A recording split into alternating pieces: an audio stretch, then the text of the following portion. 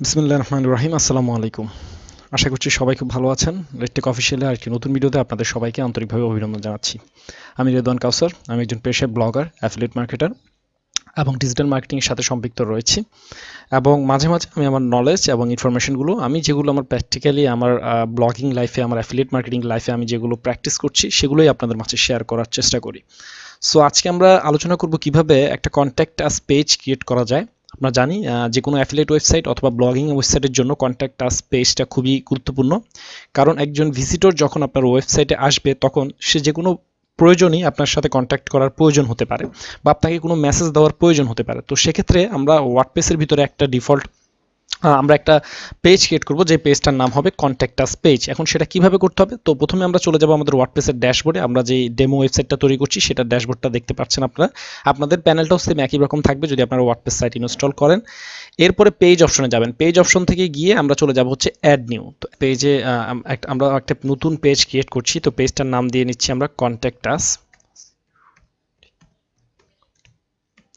তো এখানে আপনারা ছোট হাতেরও দিতে পারেন, বড় হাতেরও দিতে পারেন, কোনো সমস্যা নেই। দেওয়ার পরে আপনারা এই যে পেজটা রয়েছে পেজটা পাবলিশ করে দিবেন। তো পাবলিশ করার আগে সবসময় যেটা করবেন, সেভ টু ড্রাফট দিবেন। এটা খুব জরুরি, কারণ সেভ টু ড্রাফট দেওয়ার পরে আপনি এখানে জাস্ট একটা ক্লিক করলেই আপনার পারমার লিঙ্কটা কীরকম হচ্ছে সেটা আপনি দেখতে পারবেন। ঠিক আছে, অনেক সময় বড় যখন আপনি টাইটেল ইউজ করবেন তখন পারমার লিঙ্কে অনেক সময় মিস্টেক হয়ে যায়, বাট আপনি একবার পাবলিশ করে দিলে কিন্তু সেটা ওভাররাইট করা এসইওর জন্য মোটেই ভালো না। সো অলওয়েজ সবসময় আগে সেভ টু ড্রাফট দিবেন, তখন আপনি আপনার পারমালিঙ্কটা দেখতে পারবেন যে আপনার যে ওয়েবসাইটের যে কন্ট্যাক্ট আস পেজের যে পারমালিঙ্কটা সেটা কীরকম হবে। তো এক্ষেত্রে অনেকে শুধু কন্ট্যাক্ট দেয়, অনেকে কন্ট্যাক্ট আস দেয়, অনেকে কন্ট্যাক্ট উইথ আস দেয়। হ্যাঁ, যে যেটা ব্যবহার করে স্বাচ্ছন্দ্য বোধ করে করতে পারেন, কোনো সমস্যা নেই। শুধু কন্ট্যাক্টও দিতে পারেন বা কন্ট্যাক্ট আসও দিতে পারেন। তো এরপর যেটা করতে হবে সেটা হচ্ছে যে এখানে আমরা একটা কোড ইউজ করব। কোডটা ইউজ করার জন্য আমরা চলে যাব আমাদের প্লাগইন সেকশনে। দেন আমরা চলে যাব হচ্ছে কি আমাদের কি ইনস্টল যে প্লাগইন যেগুলো রয়েছে সেই প্লাগইনগুলোতে। তো আমাদের যেই প্লাগইনগুলো আমরা ইনস্টল করেছিলাম, আমরা প্রিভিয়াস ভিডিওতে কিছু প্লাগইন ইনস্টল করে দেখেছিলাম, তার ভিতরে একটা ছিল কন্ট্যাক্ট ফ্রম 7। তো আমরা এটা সেটিংস অপশনে চলে যাচ্ছি। আমাদের যে প্লাগইনটা আমরা আপনাদেরকে ইনস্টল করে দেখেছিলাম কন্ট্যাক্ট ফ্রম 7, সেটার সেটিং অপশনে চলে যাচ্ছি। সেটিং অপশনে যাওয়ার পরে আপনারা দেখতে পাচ্ছেন এখানে একটা অলরেডি একটা মানে এই প্লাগইনটা আপনি যখনই কি করবেন, আপনি ইনস্টল করবেন সাথে সাথে একটা কন্ট্যাক্ট পেজের জন্য সে একটা শর্টকাট জেনারেট করে রাখবে। তো এটা আপনি এডিট করতে পারেন চাইলে। এই যে শর্টকাটটা এটা আপনার ইচ্ছা মতো আপনি নিজে এডিট করে নিতে পারেন, অর্থাৎ আপনি যদি চান এটার ভিতরে কি কি থাকবে সেটা আপনি দিতে পারেন। অনেক বিষয় আপনি এখানে অ্যাড করতে পারেন। যেমন আপনি এখানে যেমন আপনার এখানে যে শর্টকাটটা তারা জেনারেট করছে সেটা হচ্ছে আপনার নাম থাকবে, ইমেল অ্যাড্রেস থাকবে, আপনি কি বিষয়ে মেল করবেন আপনার অর্থাৎ আপনার কন্ট্যাক্ট ফর্মের ভিতরে সেই সাবজেক্টটা থাকবে এবং আপনার মেসেজটা দেন সেন্ড। এটা সবচেয়ে পপুলার। এছাড়াও আপনি অনেক কিছু এখানে রয়েছে, এগুলো দিয়ে আপনি চেঞ্জ করে রাখতে পারেন। আপনার ওয়েবসাইটের ইউআরএল অ্যাড করতে পারেন। এটা আমি প্রয়োজন মনে করি না, কারণ সবার ওয়েবসাইট ইউআরএল থাকে না। দেন এটা সেভ করে দিলাম আমরা। তো এইখানে যে কন্ট্যাক্টের যে আমাদের যে এখানে যে আমাদেরকে যে শর্টকাটটা দিয়েছে যে কন্ট্যাক্ট ফ্রম 7, এটা আমরা জাস্ট কি করব, কপি করব। কপি করে আমরা যে পেজটা ক্রিয়েট করেছিলাম, অর্থাৎ আমাদের যে কন্ট্যাক্ট আস পেজটা ক্রিয়েট করেছিলাম সেই পেজের ভিতরে আমরা কি করব, এটা পেস্ট করে দেব। দিয়ে আমরা কি করব, আমাদের পেজটা পাবলিশ করে দেব।